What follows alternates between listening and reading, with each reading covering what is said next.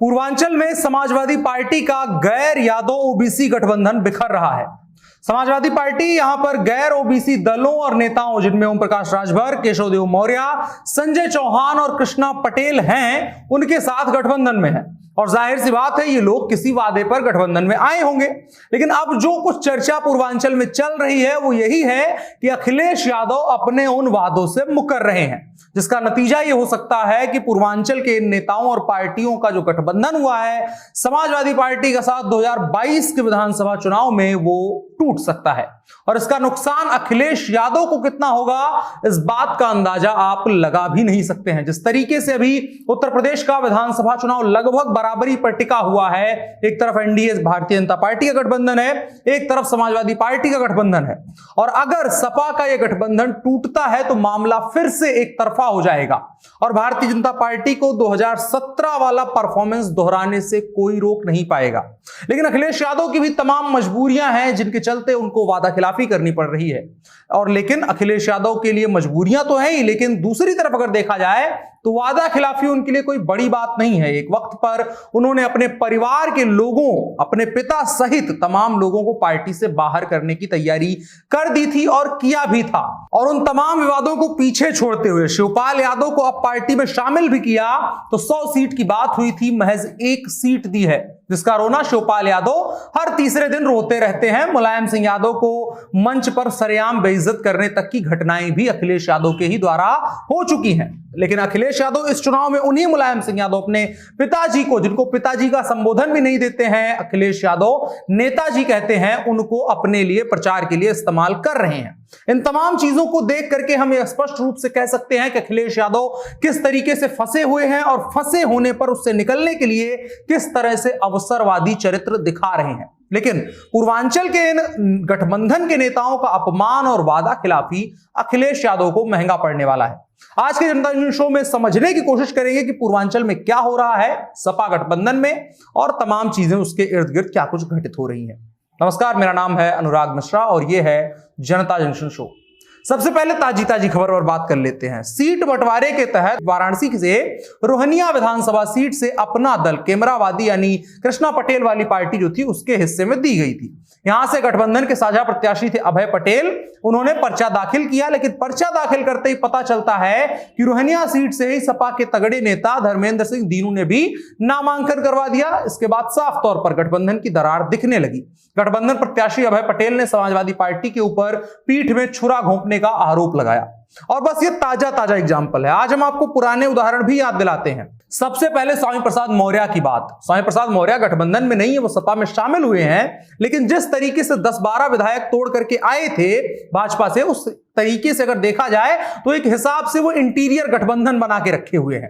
लेकिन उनके साथ भी वही हुआ। बाकी पूर्वांचल के नेताओं के साथ जो हो रहा है उसी तरीके से इनकी भी सीट बदल दी गई। इसके अलावा जिसके लिए वो भाजपा से लड़ बैठे थे, जिसकी खबरें बाहर निकल करके आई थी कि बेटे को टिकट नहीं मिला, इसलिए वो सपा, भाजपा छोड़ करके सपा में आए हैं, सपा में भी वही हुआ कि उनके बेटे को टिकट नहीं मिला। ये दूसरा उदाहरण है। इसके अलावा संजय चौहान समाजवादी पार्टी के साथ गठबंधन में है, उनके एक भी प्रत्याशी को टिकट नहीं दिया गया है और दारा सिंह चौहान को अपनी पार्टी में अखिलेश यादव ने शामिल करवा लिया, जो दोनों एक ही बिरादरी के रहते थे। और दारा सिंह चौहान योगी सरकार में मंत्री थे, लेकिन चुनाव के पहले इधर आए थे। और संजय चौहान का कुछ नहीं किया गया, बल्कि संजय चौहान के करीबी जो है दारा सिंह चौहान, उनको अपनी पार्टी में शामिल करवा लिया। इसके अलावा महान दल के मुखिया केशव देव मौर्य बड़ी जद्दोजहद के बाद अपने बेटे और पत्नी को ही टिकट सपा गठबंधन में दिला पाए हैं। बाकी उम्मीदवारों का कुछ नहीं हुआ।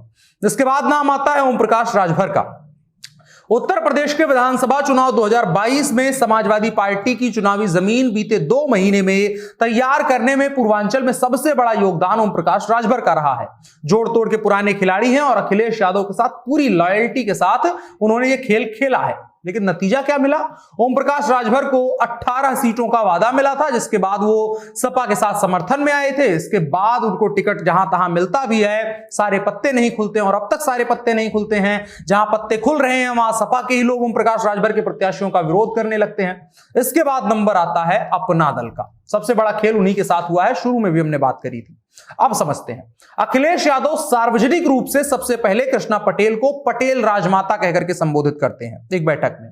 इसके अलावा एक बैठक में और अन्य थी, उसमें उनको सेंट्रल चेयर दी गई जो आमतौर पर अखिलेश यादव की ही होती है। इन तमाम चीजों के बाद 16 सीटों पर सहमति बनती है, लेकिन अब तक केवल 5 प्रत्याशी अपना दल के हिस्से में आए हैं। यहां तक भी ठीक था, लेकिन उन 5 में से 3 सीटों पर समाजवादी पार्टी ने अपने प्रत्याशी इनके खिलाफ उतार दिए हैं, जो आपको हमने पहली खबर के रूप में एक प्रत्याशी के बारे में बताया था। इसके अलावा भी 2 सीटें ऐसी ही हैं।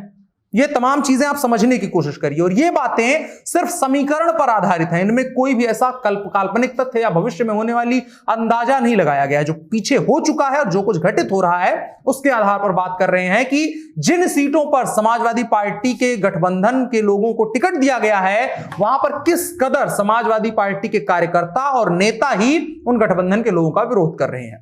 अब अगर आप अंदाजा नहीं लगा सकते, अगर आपको केवल यह समझना है कि कितना विरोध हो रहा है, तो स्वामी प्रसाद मौर्य जब फाजिल नगर से चुनाव लड़ने जाते हैं, उसके बाद इलियास अंसारी और अन्य नेता और उनके समर्थक ने किस तरीके से पहले स्वामी प्रसाद मौर्य का विरोध किया, उसके बाद इलियास अंसारी पार्टी छोड़ देते हैं और सपा के खिलाफ बसपा चुनाव लड़ने लगते हैं। अब इन चीजों को अगर देखा जाए तो स्पष्ट रूप से लगता है कि गठबंधन के दलों का क्या कुछ हो रहा है, इनका फायदा है या नुकसान, इस तरीके से जब इनको एक तरीके से खेला जा रहा है इनके साथ, तो इस चीज को समझना जरूरी है। अब अगर आप देखेंगे कि गठबंधन के जो दल हैं उनको टिकट कहां से मिला है, तो आप पाएंगे कि समाजवादी पार्टी ने अपनी सीटें एक भी उन गठबंधन के नेताओं को नहीं दी हैं, या फिर उन सीटों पर कि जहां जीतना तय है समाजवादी पार्टी का, वो सीटें नहीं दी हैं। समाजवादी पार्टी ने उन्हें टिकट वहां दिया है जहां से या तो सपा का जीतना हारना लगभग नामुमकिन है, और या तो वो पार्टियां निजी दम पर वहां पर मौजूद हैं, अपने दम पर वो चुनाव लड़ सकती हैं, जीत सकती हैं। उसमें समाजवादी पार्टी का योगदान एक भी नहीं होगा। इसका मतलब है कि समाजवादी पार्टी अपना वोट दूसरी पार्टियों के साथ शेयर नहीं करना चाहती है, भले ही वो गठबंधन में रहे। और वोट ट्रांसफर करवाना ही गठबंधन का सबसे बड़ा काम होता है, उसी के जरिए चुनाव लड़े जाते हैं। जब समाजवादी पार्टी और बहुजन समाज पार्टी का गठबंधन हुआ था, तब भी ये दल यही कहते हुए, खास करके बसपा अलग हुई थी, कि वोट ट्रांसफर समाजवादी पार्टी की तरफ से नहीं करवाया गया, हमारे वोट लिए गए, उधर से वोट आया ही नहीं। और इस बार भी ऐसा ही हो रहा है कि समाजवादी पार्टी अपना एक भी वोट इन गठबंधन के दलों की तरफ ट्रांसफर नहीं करवाना चाह रही है, बल्कि उन दलों का इस्तेमाल कर रही है ताकि जिन सीटों पर उनके वोट थोड़ी बहुत मात्रा में उपलब्ध हैं और उसके आधार पर जीत हार का अंतर तय हो सकता है, तो गठबंधन के नाम पर अपनी पार्टी अपने सिंबल के आधार पर टिकट लड़ाया जाए, उम्मीदवार वहां से लड़ाया जाए, कैंडिडेट को लड़ाया जाए और कहा जाए कि आपकी जाति का उम्मीदवार है, हमारे साथ गठबंधन में ये पार्टी है, उसके नेता हैं, तो अपना वोट हमको दे दीजिए। अब इसमें फायदा समाजवादी पार्टी का है और उसका नुकसान उन दलों का है जिनका थोड़ा बहुत वोट बैंक है 50, 40, 30 सीटों पर, और उसके आधार पर वो राजनीति कर रहे हैं। क्योंकि अगर एक बार वोट ट्रांसफर करवा लिया गया तो उसके बाद चीजें आसान हो जाएंगी। जिस तरीके से अभी ओबीसी में अलग अलग जातियों की बात हो रही है, तब फिर ओबीसी हो जाएगा, उसमें गैर यादव या गैर मौर्य, गैर पटेल वोट नहीं रह जाएगा, बल्कि वो ओबीसी वोट बन जाएगा और समाजवादी पार्टी उसको आसानी से अपने पास लेकर के चली जाएगी। आगे की लड़ाई में समाजवादी पार्टी के लिए चीजें आसान हो जाएंगी। यह सब कुछ होगा समाजवादी पार्टी का फायदा, लेकिन गठबंधन के लोगों का धेले भर का फायदा नहीं होने वाला है। और इसी के आधार पर हम ये कह रहे हैं कि यह गठबंधन ज्यादा लंबा चलने वाला नहीं है, क्योंकि देर हो या अबेर याद उन गठबंधन के दलों को भी आनी है कि गठबंधन में वोट ट्रांसफर करवाया जाता है, जो समाजवादी पार्टी कतई नहीं करवा रही है। और अगर आप इन नेताओं की बॉडी लैंग्वेज भी देखें तो इनको भी अंदाजा हो ही गया है कि गठबंधन लंबा चलने वाला नहीं है, या गठबंधन में उनके लिए कुछ खास फायदा रखा हुआ नहीं है। और बिल्कुल मिर्जा गालिब वाले अंदाज में उन लोगों का बॉडी लैंग्वेज बोल रहा है। शेर एक ठो है, वो भी सुन लीजिए कि तेरे वादे पे जिए हम तो जान ये झूठ जाना, तेरे वादे पे जिए हम तो जान झूठ ये जाना, खुशी से मर नहीं जाते अगर एतबार होता। बाकी किसे, किस पर, कितना, क्यों, कैसे, कहां, कब एतबार है, आने वाले कुछ रोज में पता चल जाएगा। 10 मार्च को नतीजा आने से पहले हम कम से कम पूर्वांचल में जो सपा का गठबंधन है उसमें बहुत कुछ फेर बदल देख सकते हैं, जो कि कहीं ना कहीं सपा के लिए सेल्फ गोल साबित होने वाला है। अगर वो दल गठबंधन में रह जाते हैं तो समाजवादी पार्टी का फायदा रहने वाला है। अब देखने वाली बात होगी किस तरीके से ये अखिलेश यादव साधते हैं और बाकी दल के नेता किस तरीके से अपना फायदा इसमें निकाल पाते हैं। आज की बड़ी खबर में इतना ही। आपकी क्या राय है कमेंट बॉक्स में जरूर बताइएगा। अब बढ़ चलते हैं कार्यक्रम के अगले हिस्से की तरफ, जो है इन शॉर्ट। आम आदमी पार्टी के मुखिया और दिल्ली के मुख्यमंत्री अरविंद केजरीवाल ने कहा है कि उन्हें लोग फंसाने की कोशिश कर रहे हैं और साथ ही उन्होंने कहा कि वो भगत सिंह के शिष्य हैं और जिस तरीके से अंग्रेजों ने उन्हें आतंकवादी कहा था, ठीक वैसा ही लोग अरविंद केजरीवाल के साथ भी राजनीतिक दल कर रहे हैं। बता दें कि केजरीवाल पर यह टिप्पणी कुमार विश्वास ने की थी और उसके बाद यह बयान सामने आया था जिसमें उन्हें आतंकवादियों का समर्थक कहा गया था। इसके अलावा खबर उत्तर प्रदेश से। उत्तर प्रदेश सरकार ने सुप्रीम कोर्ट को बताया है कि उन्होंने संशोधित नागरिकता कानून सीएए के विरोध में प्रदर्शन करने वाले लोगों के विरुद्ध शुरू की गई समस्त कार्रवाई और भरपाई के लिए नोटिस जारी जो किए गए थे उसको वापस ले लिया है। सुप्रीम कोर्ट ने अब तक की गई वसूली को लौटाने यानी रिफंड करने के आदेश दे दिए हैं। यूपी में 2019 में हुए सीएए विरोध प्रदर्शन में सरकारी और निजी संपत्तियों के नुकसान की वसूली के लिए भेजे गए सभी 274 नोटिस और कार्रवाइयों को वापस ले लिया गया है। उत्तर प्रदेश सरकार ने शीर्ष अदालत को बताया कि सीए विरोधी प्रदर्शनों के दौरान नुकसान की भरपाई के लिए इन नोटिसों को 13 और 14 फरवरी को ही वापस ले लिया गया था। इसके अलावा एक और खबर, एनएसई की पूर्व सीईओ चित्रा रामकृष्ण की मुश्किलें बढ़ने वाली हैं। गुरुवार को आयकर छापे के बाद आज सीबीआई टीम उनसे पूछताछ करने पहुंची है। चित्रा रामानुज पर अज्ञात योगी के इशारे पर नेशनल स्टॉक एक्सचेंज का संचालन करने का आरोप है। चित्रा के साथ साथ आनंद सुब्रमण्यम और रवि नायर के खिलाफ भी सीबीआई ने लुकआउट नोटिस जारी किया है। उन पर एनएसई से जुड़ी गुप्त जानकारियां अज्ञात लोगों के साथ साझा करने का आरोप है जिससे उनको अवैध आर्थिक लाभ प्राप्त हुआ। इसके अलावा खबर अहमदाबाद से। अहमदाबाद में 2008 में हुए बम धमाकों के दोषियों को 13 साल बाद सजा सुनाई गई है। गुजरात की विशेष अदालत इस सीरियल बम ब्लास्ट के 38 दोषियों को सजाए मौत सुना चुकी है। वहीं 11 लोगों को आजीवन कारावास की सजा सुनाई गई है।